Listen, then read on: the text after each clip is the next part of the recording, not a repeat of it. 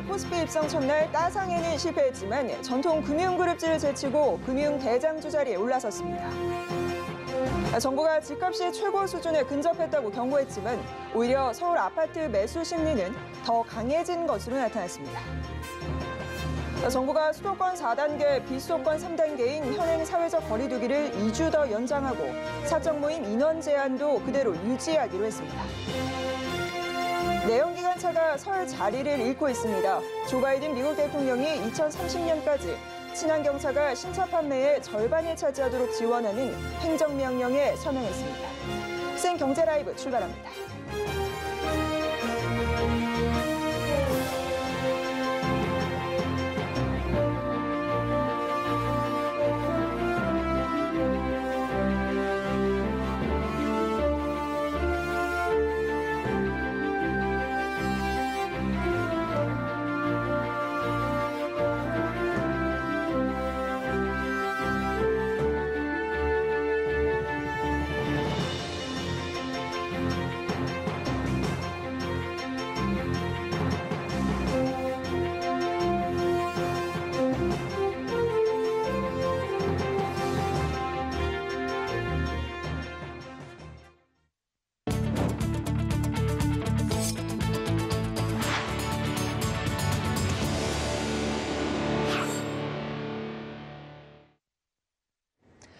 시청자 여러분 안녕하십니까? 생경제라이브 김혜영입니다.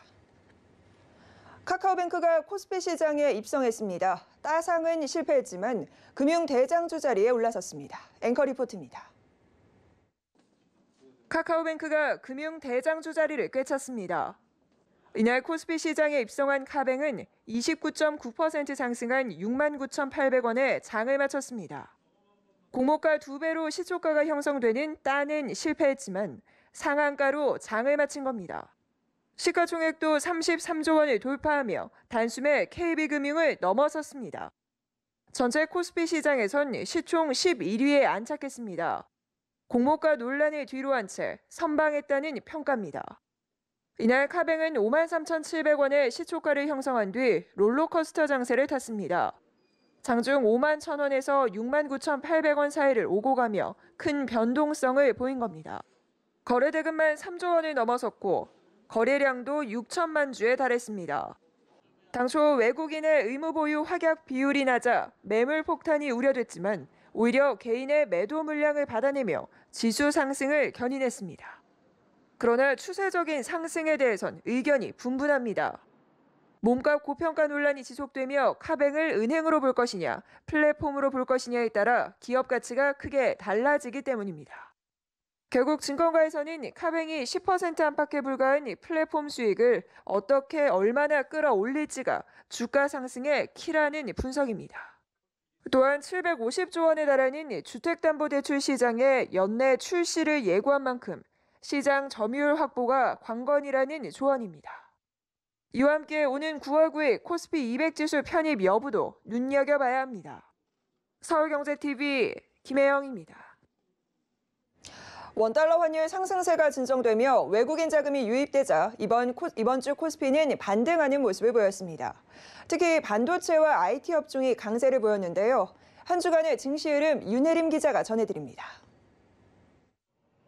간밤 뉴욕 증시는 주간 실업 지표가 개선되며 경기 회복에 대한 기대감이 커지자 일제히 상승 마감했습니다.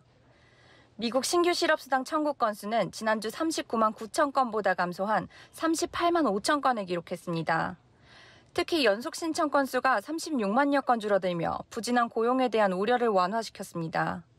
이에 오늘 코스피는 3,300선 돌파를 기대했지만 기관 차익 실현 매물 출현해 전일 대비 0.18% 하락했습니다. 다만 오늘 저녁 발표되는 미국 고용보고서에 대한 기대와 미국 인프라 투자 관련 법안 의회 표결을 앞두고 있어 위험자산 선호 심리를 높일 수 있다는 점은 국내 증시에 호재로 작용할 전망입니다.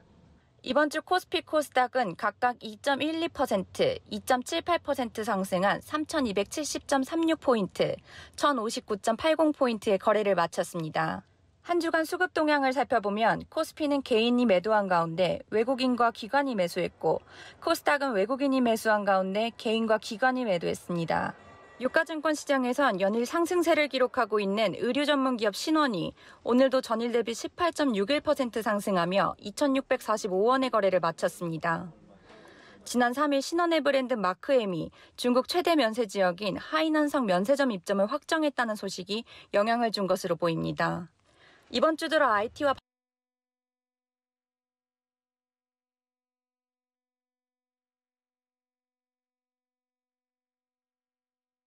업종의 상승을 이끌었습니다. 증권업계는 일반적으로 하반기 코스피 시장의 이익 상승세의 약화가 예상되는 만큼 단기적으로 외국인의 수급이 몰린 반도체, 건설 및 건축 자재 등 경기 민감주 업종에 집중해 전략을 세우라고 조언했습니다. 서울경제TV 윤혜림입니다. 최근 정부가 대국민 담화를 통해 집값이 이미 고점을 넘어서고 있다며 추경 매수에 신중해달라고 재차 경고 메시지를 던졌는데요. 부동산 시장에선 어쩐 일인지 오히려 매수 심리가 더 강해지는 역효과가 일어나고 있습니다. 설소경 기자입니다. 정부의 집값 고점에 대한 경고에도 아파트 매수 심리는 더 강해지고 있는 것으로 나타났습니다. 한국부동산원에 따르면 이번 주 서울의 아파트 매매 수급 지수는 107.9로 지난주보다 0.3포인트 상승했습니다. 3월 첫째 주 이후 5개월 만에 가장 높은 수준입니다. 지난 이사대책 발표 이후 공급 기대감에 매수 심리가 진정됐지만 4월 둘째 주 반등한 뒤 이번 주까지 17주 연속 기준선 100을 웃돌고 있습니다. 지난달 28일 홍남기 부총리 겸 기획재정부 장관이 대국민 담화를 통해 집값이 최고 수준에 근접했거나 이미 고점을 넘어서고 있다며 추경 매수에 신중해달라고 강조했지만 오히려 아파트 매수 심리는 더 강해지고 있는 겁니다.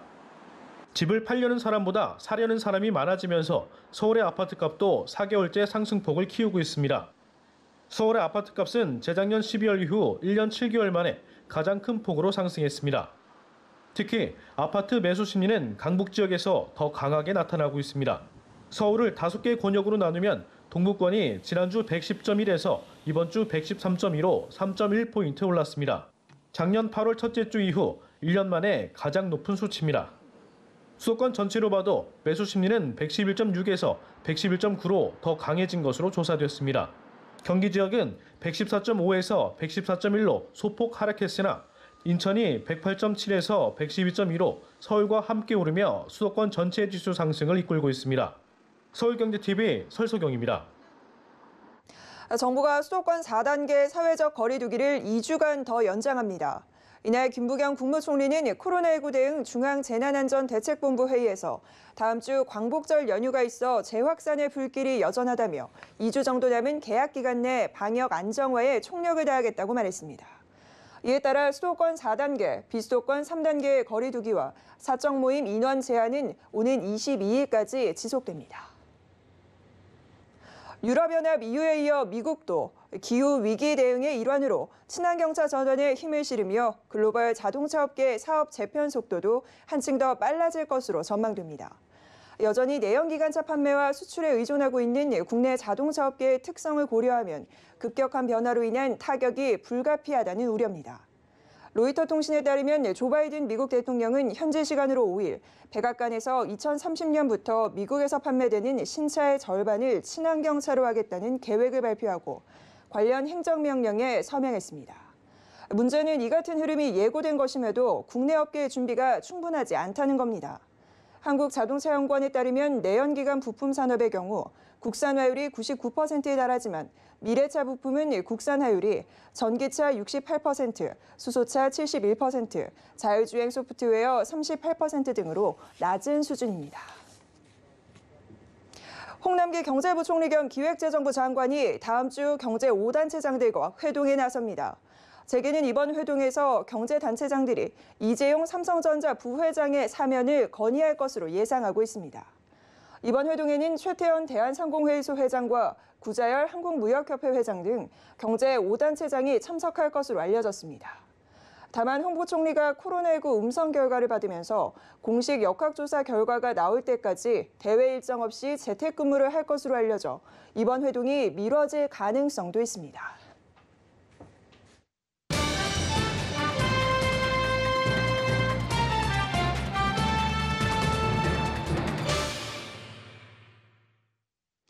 금융당국의 수장이 모두 교체됐습니다. 앞으로 금융정책 향방에 관한 관심이 쏠리고 있는데요. 가계부채 관리 등 이들이 풀어나가야 할 과제도 산적한 상황입니다. 자세한 이야기 금융부 윤다혜 기자와 이야기 나눠보겠습니다. 윤 기자 나와 있습니까? 네, 윤다혜입니다. 네, 먼저 금융감독원 이야기부터 좀 나눠보죠. 3개월째 공석이었던 금융감독원장 자리가 채워졌다고 하죠. 네, 지난 5월 7일 윤석헌 전 금감원장 임기가 만료된 후 공석이 유지되고 있던 금감원장 자리에 정은보 한미방위분담 협상대사가 이동했습니다. 금융위 사무처장과 부위원장을 지낸 전 원장은 오늘부터 취임식을 갖고 공식 업무에 돌입했는데요. 그간 학자 출신의 금감원장들이 감독에만 치중하는 시어머니 역할만 한다는 업계 불만이 있었습니다. 정 원장은 관료 출신다운 당국과의 원활한 소통, 내부 결속 강화에 대한 기대감을 높였는데요. 취임사에서 금융감독 방향 재정립을 얘기하며 금융감독의 본부는 규제가 아닌 지원에 있다고 강조했습니다. 또 아직 실물경제 회복을 위한 금융지원이 절실하면서도 과도한 민간 부분 부채를 관리해야 하는 녹록지 않은 금융 환경에 직면해 있다며 현 시점에서 금융감독기관이 지향해야 할 방향을 재정립해보고자 한다고 밝히기도 했습니다. 네, 그리고 오늘 고승범 금융위원장 후보자도 철출근을 했다고 알려졌는데 출근길에서 어떤 이야기 나왔습니까? 네, 고승범 후보자는 오늘 인사청문회 준비를 위해 서울예금보험공사 내 임시 사무실에 첫 출근했습니다. 고 후보자는 출근길에서 금융시장과 금융시스템의 안정, 자산시장 과열 문제에 대해 대응해 나가겠다고 밝혔습니다.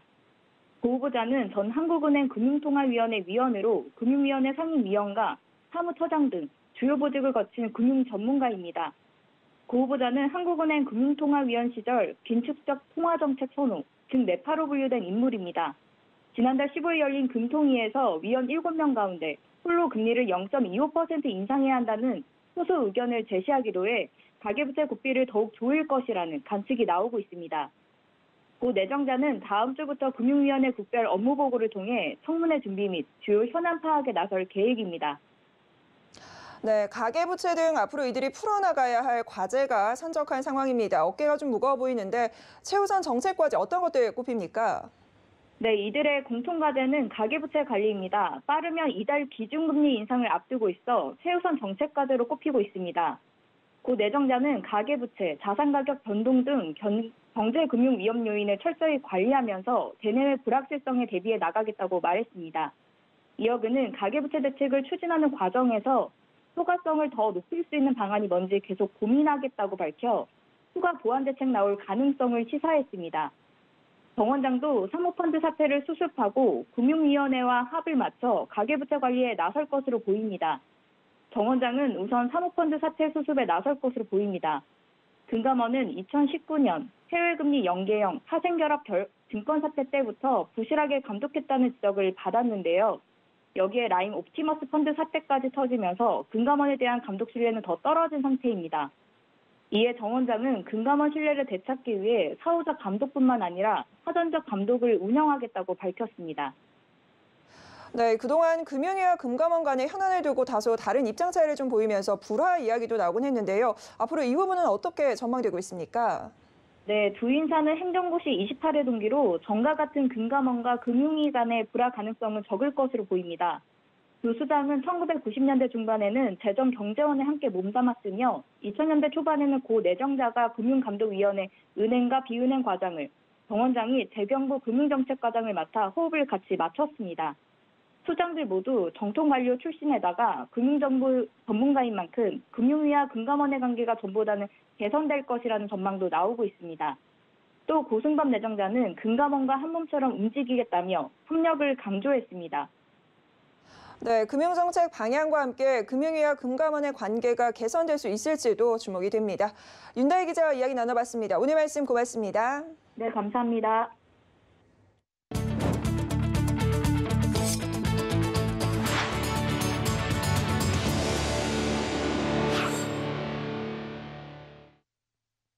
(5차) 재난지원금 지급이 다음 달 추석을 앞두고 이루어집니다. 하지만 대형마트는 이번에도 사용처에서 제외될 전망인데요. 안 그래도 사회적 거리두기 격상에 매출 감소를 겪고 있는 터라 씁쓸한 표정을 감추지 못하고 있다고 합니다. 문다혜 기자입니다.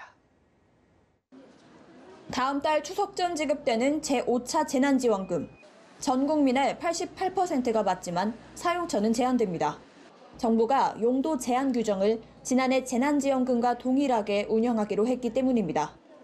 전통시장과 식당, 편의점 등 소상공인 매장에선 사용 가능하지만 대형마트와 백화점, 온라인에선 사용이 어려울 것으로 보입니다. 대형마트와 백화점 등 제외 업종은 씁쓸한 표정을 감추지 못하고 있습니다. 거리두기 상향으로 매출이 줄어드는 추세인데다 지원금 사용처에서 제외돼 악재가 겹친 겁니다.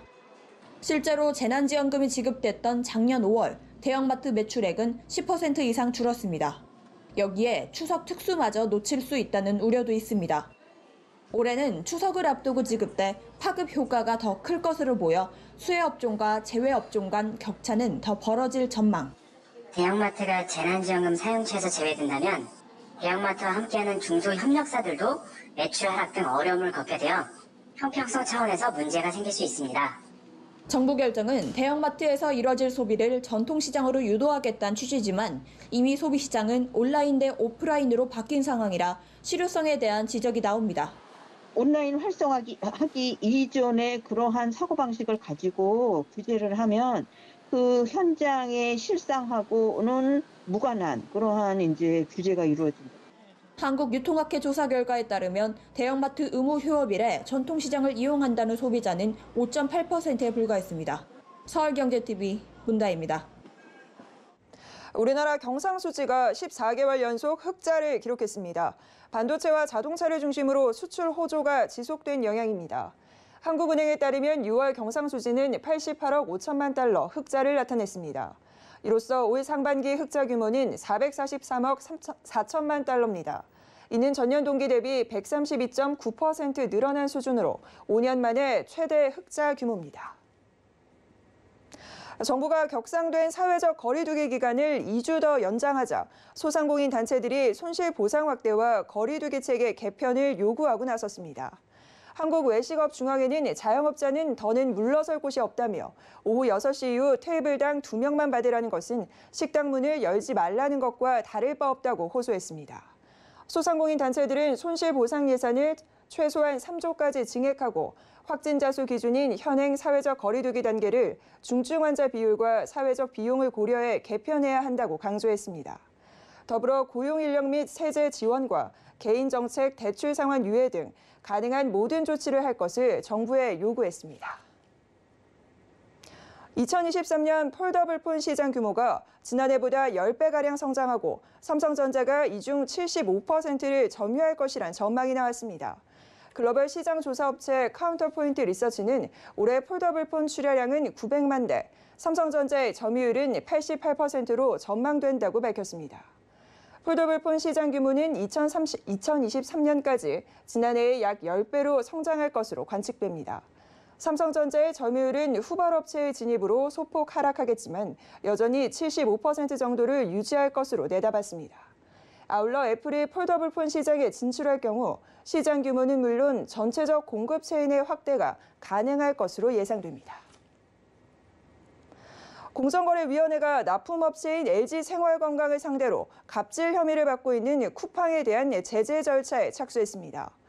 공정위는 오는 11일 전원회의를 열고 쿠팡의 대규모 유통업법 위반 혐의에 대한 제재 수준을 확정합니다. 이는 LG생활건강이 지난 2019년 9월 공정위에 쿠팡으로부터 갑질을 당하고 있다며 대규모 유통업법과 공정거래법 위반 혐의를 조사해달라고 신고한 데 따른 겁니다. LG생활건강은 쿠팡이 직매입한 상품을 일방적으로 반품하고 상품 판매 목표액을 정한 뒤 이를 달성하지 못할 경우 손해를 보전하라고 요구하는 등 각종 불공정 행위를 했다고 주장했습니다. 이에 대해 공정위는 혐의가 있다고 판단해 직권조사로 전환해 일부 혐의를 포착했고 최근 쿠팡 측에 검찰에 공소장 격인 심사 보고서를 발송한 것으로 알려졌습니다.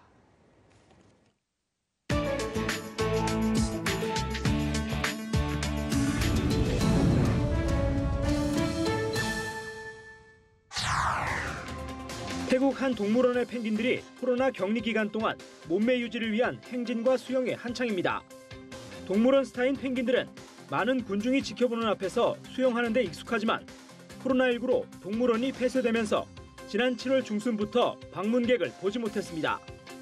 이 동물원 사육사는 로이터 통신과의 인터뷰에서 펭귄들은 수영할 때마다 감탄하는 사람들의 시선에 익숙한데 지금은 아무도 없어 궁금한 듯 주위를 둘러보며 혼란스러워하기도 한다고 설명했습니다. 사육사는 또 펭귄들에게조차 격리 기간 동안 신체적, 정신적 건강을 유지하는 것이 쉽지 않은 일이라며 방문객이 없더라도 동물들의 건강을 위해 동물원의 일과 훈련은 계속돼야 한다고 말했습니다. 영국 억만장자 리처드 브랜슨의 우주비행 성공에 힘입어 그의 우주관광 기업인 버진 갤럭틱이 일반인 예매를 제기합니다. 예매 최저가는 45만 달러, 우리 돈으로 약 5억 1천만 원입니다.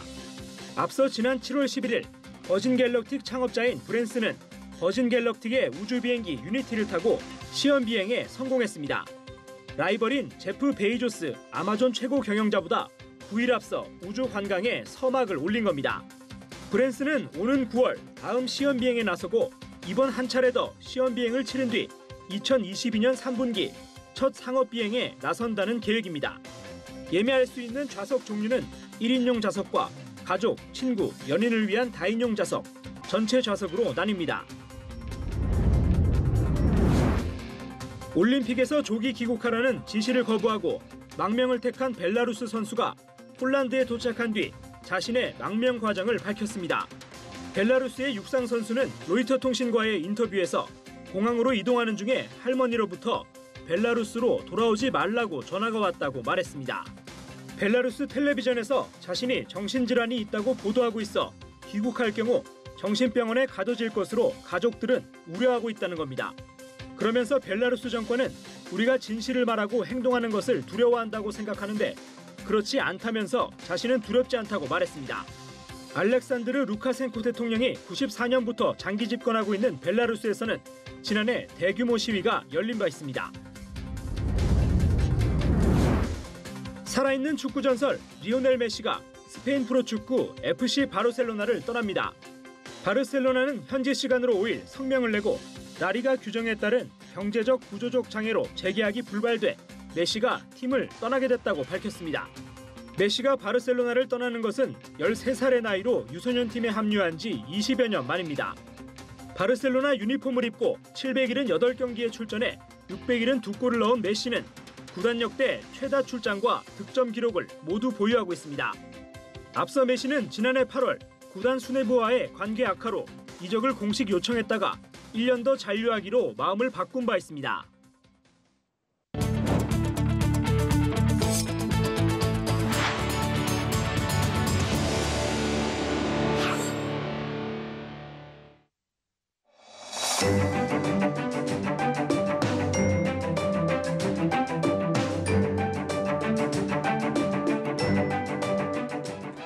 안녕하세요. K웨더 라이프스타일 예보 이호철입니다.